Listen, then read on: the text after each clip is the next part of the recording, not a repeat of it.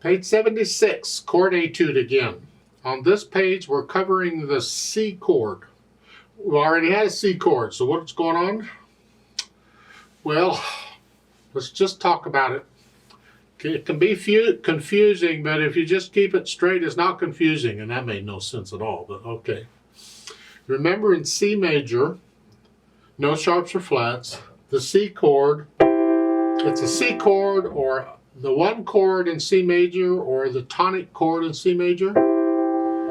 Well, in the key of G major, we use it also, but it's not a one chord anymore because we're in G major. In G major, we're here with one sharp, and it's 1, 2, 3, 4. So it's the 4 chord in G major. It's the 1 chord in C major. See, it depends on the number depends on the key. That's all it is. Otherwise, you know what a C chord is. And because we're using the G position, we want to be able to use the C chord without moving around. I don't want to have to go to here. So we simply take the C chord, and I'm going to put the G on the bottom. That way I go from a G chord to a C chord. I'm not moving it around. I'm here. The thumb comes up 1 is all. And the right hand, the thumb stays where it is, and the hand goes up 1.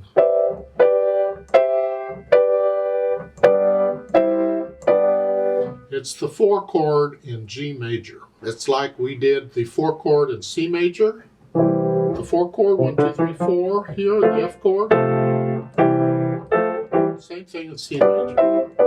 Now the numbers then is the 4 chord, or it's called the subdominant. It's just 1 under dominant. Dominant was the 5th. That would be the D chord. That's the dominant. And go down 1, that's the subdominant. C.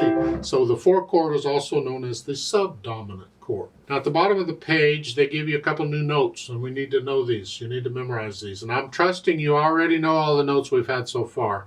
Otherwise, you really need to drill yourself a lot on the names of these notes. But the first one, the E in the bass clef, is 2 ledger lines up. 1 ledger line is middle C.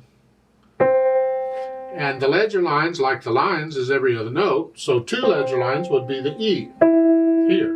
So just memorize it. You need to know that's an E. And for the treble clef, the top space is an E here. They've already shown you the F and the G, but this is the E.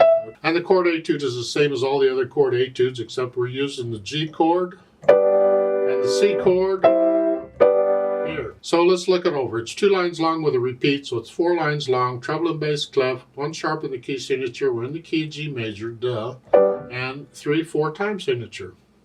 So you ought to be able to sight read this, really. It's just pretty repetitious. You have articulation. You can put in the slurs. Lift up. Okay. Dynamics, just play it. Since it's repeated, I suggest the first time you play it kind of loud and the second time you play it kind of soft so you get in some practice.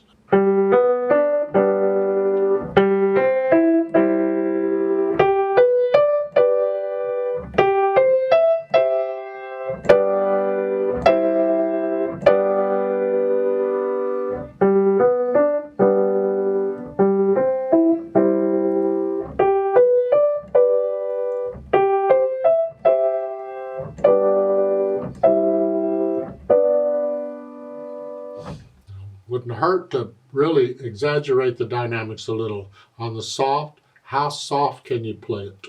Without the soft pedal, of course. You got to do it with the hands. Stay relaxed, loose wrists, the whole bit.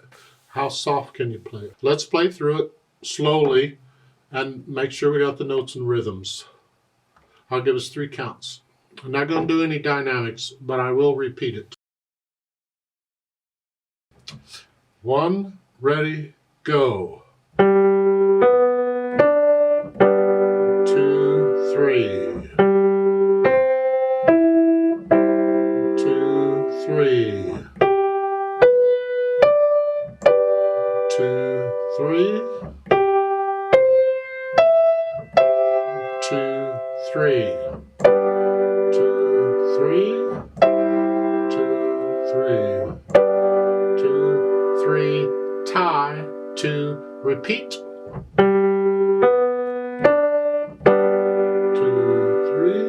3.